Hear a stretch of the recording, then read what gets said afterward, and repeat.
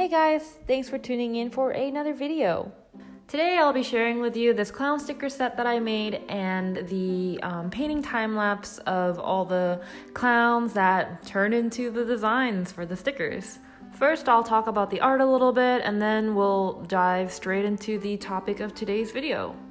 So, the reason why I wanted to make stickers was because I was going to Annie Revo in Vancouver and I had just finished the Sailor Moon piece. And I was really itching to do something other than a standard print because that's all I had in my inventory, and I was looking around at other artists and they have cool like enamel pins, they have zipper pouches and cool see-through washi tape. Like, how do they do that? Like, I just got really jealous and I wanted to offer something else other than prints. I started out by doing some exploration sketches to figure out what the designs are going to look like. And then I did another spread of sketches where I took my favorite drawings from the exploration sketches and then try to kind of finalize them a little bit more. And then I did something I don't normally do, which is take these drawings, transfer it onto my painting surface by hand, like freehanding the drawings on the painting surface. I don't usually do this because, one, watercolor paper is very delicate and you can't do a lot of erasing and redrawing on it. And two, you're really never going to get the exact same sketch as you did in your sketchbook if you redraw it. So it can be a little bit dangerous to draw directly on your painting surface because the proportion might be a little bit off. The drawing might not be quite as lively. But why I decided to go this route was because I wanted to keep this very simple. I wanted to keep it fairly spontaneous. I didn't want to be really beholden to my lines, my design. I wanted to kind of be able to make something up on the spot, and if my lines are kind of sketchy, it allows me to do that instead of having very clean lines. But that's what I ended up doing. I ended up drawing very clean, very tight lines, and nor did they end up being as spontaneous and loose as I intended to. These took a lot longer to do than I care to admit. I would say just drawing them onto the painting surface, it took maybe 15-20 minutes each one. And then painting each one, I think it took about 2 to 3 hours. So in total, I spent 3 full days getting these sticker designs painted. And that's just painted, not, printed and cut by hand into stickers. So it was not the wisest decision for me to make these stickers just 3-4 days before flying off to Annie Revo, but I was really itching to do something different, and I had a lot of fun drawing all these little clown heads. So #no regrets. People seem to love and hate clowns. I think they're fun. I just like the circus kind of aesthetic. I really love the colors and I love the patterns. And I love the big shoes, and I love their frilly collars, and I love the big shapes, like big buttons, big polka dots, big stripes. The only thing that I can think of that I can trace back to from my childhood that would explain this affinity for clowns and the circus aesthetic is, well, not the only thing, but one is that my mom had these wooden clown string puppets, and I thought they were the coolest things. I would always play with them, and I did find them like a little bit creepy, but I also really liked that as a kid. I liked that they were a little bit weird. And also the other thing that I can think of right now that I think contributed to this love for the circus aesthetic is Dumbo. I loved Dumbo. I still love the aesthetic of Dumbo today. And while we're on the topic of string puppets, I was also obsessed with Pinocchio growing up. And the aesthetic of Pinocchio, I feel like, influences me to this day. So yeah, it's interesting to try to figure out where your inspirations stem from. I guess if you weren't a huge fan of Dumbo or Pinocchio or string puppets growing up, maybe you're the type that is not into clowns. And that's okay. But even if you don't like clowns, I encourage you to pick your favorite one out of this bunch. I would love to know for my own curiosity's sake. My favorite one ended up being the girl with the kind of alfalfa ponytail at the top of her head. So yeah, that's all I think I have to say about the art. It took forever. It took longer than I thought it was gonna take, as it usually seems to be the case. And therefore, I guess it didn't turn out as loose as I wanted it to. But all in all, I'm pretty happy with how they turned out, and I think the stickers are pretty cute as well. And now let's talk about the topic of today's video. So this is something I've been thinking about a lot lately, which is the importance of staying true to your ultimate artistic goal and not letting things that don't necessarily align with that goal to distract and lead you astray from your path. I feel like that's kind of what's been happening with me lately.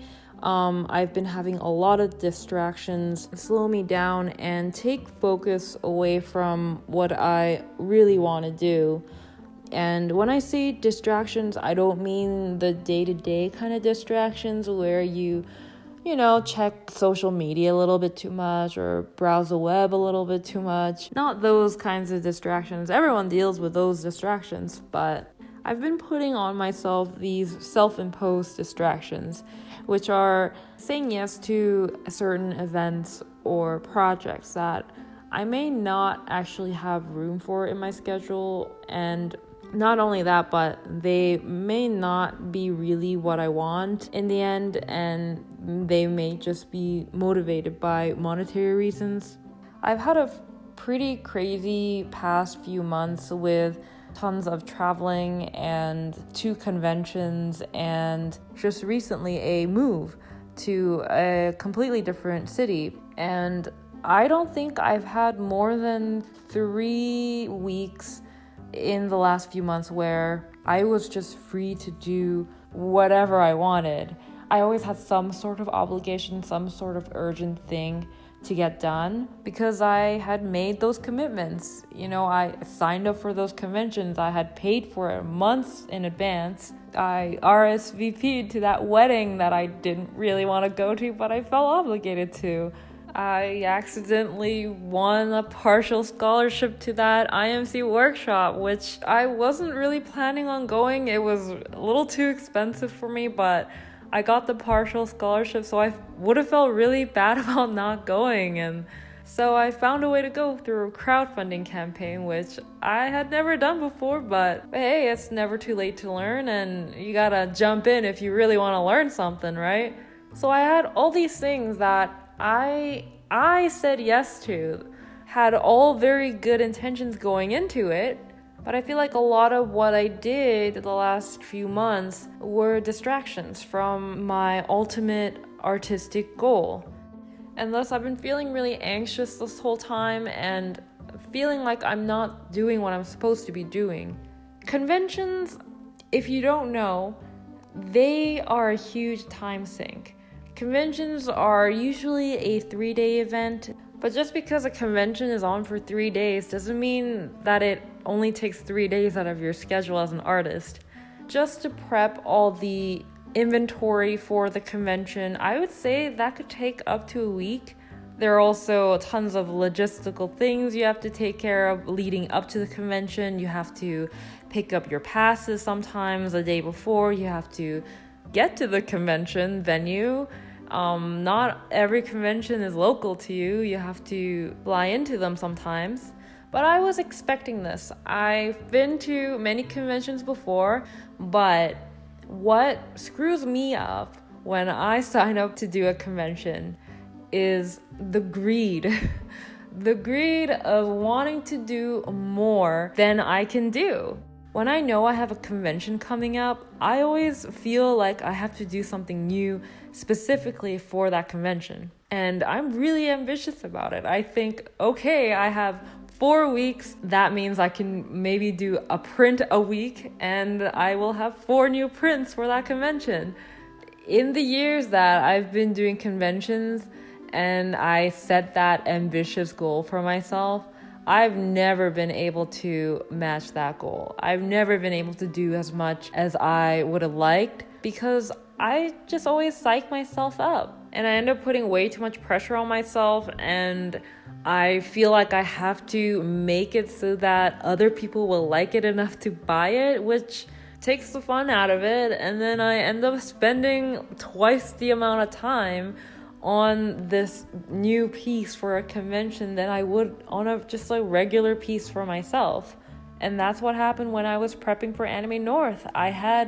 I would say 2 months to prep for it. From the point of being confirmed as an artist there, I had 2 months and I only managed to get 2 new paintings done. If I had known that I was going to a convention, I really think I would have gotten a lot more done than just 2 new paintings. I always build it up so big in my head, thinking I can get so much more done than I realistically can. And the pressure is so great that I end up procrastinating on it. I push it until the last minute, and then I scramble to put something together, and maybe I'll squeeze in 1 new piece for a convention. It always ends up being like this, and I really wish I could stop. But there's something toxic in me where I build these conventions, these kinds of opportunities up so much in my head. I take on way too much than I can handle. I feel like I gave up months of this year to those conventions. And it's not just conventions where I self-sabotage myself. I recently signed up for 2 group orders. One is to make custom tote bags and zipper pouches, and the other is to make custom sketchbooks. And the deadline for these, for getting the designs in, is pretty tight. They're pretty tight to each other, and they are coming up pretty soon. But I've been really feeling the need to provide something different on my store other than prints. Hence why I decided to make these clown stickers.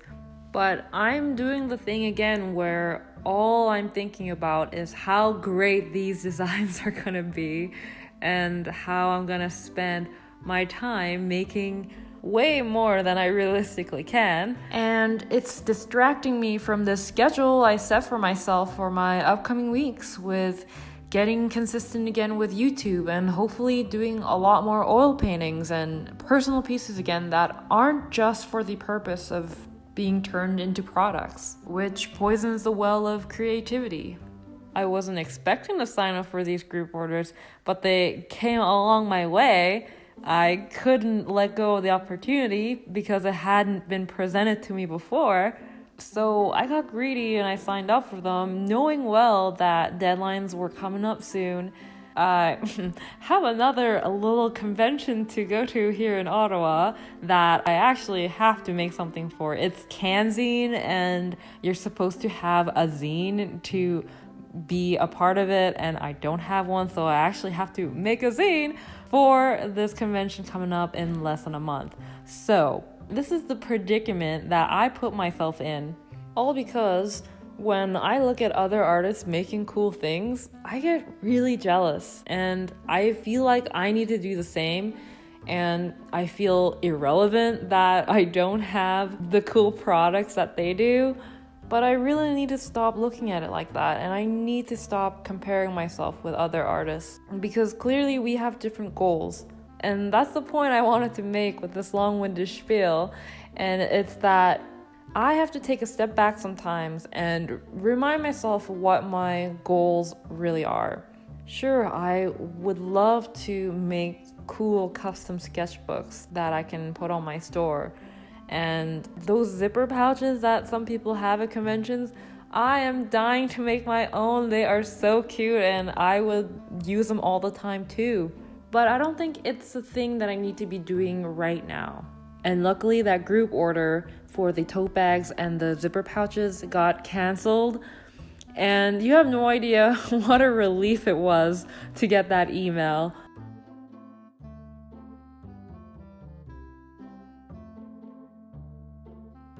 It feels like one less thing that I have to worry about now, one less thing that's looming over my head, one less deadline. And it made me realize, you know what, I probably didn't want to do it in the first place because I was so relieved to hear when it was canceled. Instead of it being fun and adding value to my store, it became more of a source of stress for me and a distraction from all the other things that I want to get done. I really need to step back when opportunities like this are presented to me, and I need to think, is this going to help me get to where I want to be? Or is this just something extra? Is this something you'd like to do, but not necessary and not urgent and not something that should take up most of your headspace and derail your schedule? I'm at my most happiest when I feel like I'm on the right path and on the right track towards my goals that I've set for myself. And if I stray away from that, I start to feel really anxious. And I feel like in the last few months, I've said yes to too many things that weren't really in line with my goals. And it makes me feel really restless, and I feel a lot of guilt from it, which they're not productive feelings to have. So I guess it would help if I try to define and explain to you guys what my artistic goals are. I just really want to become the best artist I can be, and I want to make a lot of art that I can be really proud of and that I love and that I would like to surround myself with in my environment. I want to get really good at oil painting, and I basically just want to paint like John Singer Sargent one day or J.C. Leyendecker. And I also want to get much better at drawing. And I know that the only way to get to that level is to just draw and paint a lot more than I am doing now. I'll be sitting in my office and I will think, oh, I gotta do this, I gotta do that, but man, I wish I was oil painting right now. And that happens way too much, where I would want to do something but I don't do it because I have some other thing that's more urgent. And maybe it's not more urgent. Maybe the most urgent thing is to get back on track with wherever you want to go and whatever you want to do. My point is not to say that taking on projects here and there is a bad thing. And of course, there are those things that are financial obligations. You can't ignore them. You gotta make ends meet. So it's all a very delicate juggling act. You got one ball that is whatever you need to do to make ends meet. It's your bread and butter. It's a non-negotiable. No matter what your goals are, what your dreams are, you gotta make ends meet. And you need that peace of mind in financial security in order to pursue anything creative.